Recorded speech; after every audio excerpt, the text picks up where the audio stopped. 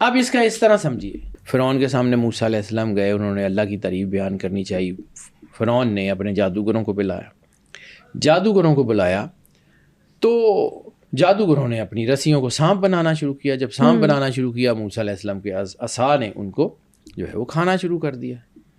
تو موسیٰ علیہ السلام کے جادوگروں کے بارے میں تفسیر میں یہ آتا ہے کہ وہ سجدے میں گر گئے.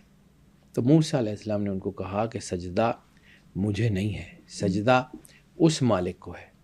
تو پھر ان جادوگروں نے اسلام قبول کیا، یعنی اسلام وہی ان الدین عند اللہ الاسلام، کہ اللہ کے نزدیک اگر کوئی دین ہے تو اسلام ہے. موسیٰ علیہ السلام کا دین قبول کیا، اور پھر انہوں نے کہا کہ ہم ایمان لاتے ہیں اس رب العالمین پہ. جو آیات کی تفسیر ہے اس میں لکھا ہوا ہے کہ ہم ایمان لاتے ہیں اس رب العالمین پہ اور موسیٰ اور ہارون کے رب پہ.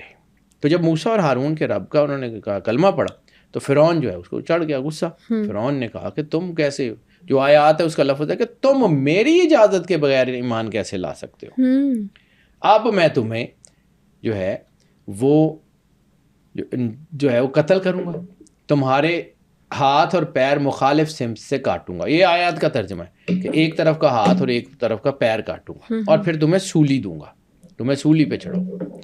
اب فرعون بادشاہ ہے اور ان لمیٹڈ طاقت والا ہے، وہ جو کہہ دے گا وہ اس دور میں اس کی رعایا کے لیے امر الہی کے درجہ رکھتا ہے، ان کے لیے وہ اسی لیے تو وہ خدائی کا دعویٰ کرتا تھا، وہ ماننا پڑے گا.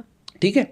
اب اس نے کہا اپنے جادوگروں کو کہ تم میری مرضی کے بغیر ایمان کیسے قبول کر، تم موسیٰ اور ہارون کے رب کو کیسے مان سکتے ہو، رب تو میں دعویٰ کرتا ہوں، تم کیسے. تو جادوگروں کے جو جملے ہیں نا وہ بڑے خوبصورت ہیں. قرآن پاک پڑھیں آپ کو ہر چیز سمجھ آتی ہے. قرآن پاک کائنات کی بہت خوبصورت ترین کتاب ہے بیٹا، میں تو وہی پڑھتا ہوں. میں اس قابل تو نہیں ہوں کہ میں اس کو کما حق پڑھ سکوں، لیکن اللہ کی توفیق ہے اس کی وجہ سے. تو انہوں نے کہا کہ ہم منتقل ہو چکے ہیں اللہ کی طرف، اب تو ہمیں مار دے یا نہ مار دے فرق نہیں پڑتا. تو یہاں سے اس آیت سے ایک چیز سمجھ آتی ہے کہ سجدہ دلیری دیتا ہے. اور یہاں آپ کو اس حدیث کا مطلب سمجھ آئے گا کہ اگر تمہیں، سرور انبیاء صلی اللہ علیہ وسلم کا فرمان ہے کہ اگر تمہیں اس بات کا یقین ہو جائے کہ اللہ تمہارے ساتھ ہے تو پھر اس بات سے بے خبر ہو جاؤ کہ کون کون تمہارے مخالف ہے. یعنی اگر آپ کو اس بات کا یقین ہو جائے کہ اللہ ہمارے ساتھ ہے، تو یقین کس وقت ہوتا ہے؟ جب انسان اپنی ختم کر کے کہتا ہے کہ مالک تیرے ہاتھ ڈور ہے، تو جان تیری مرضی جانے.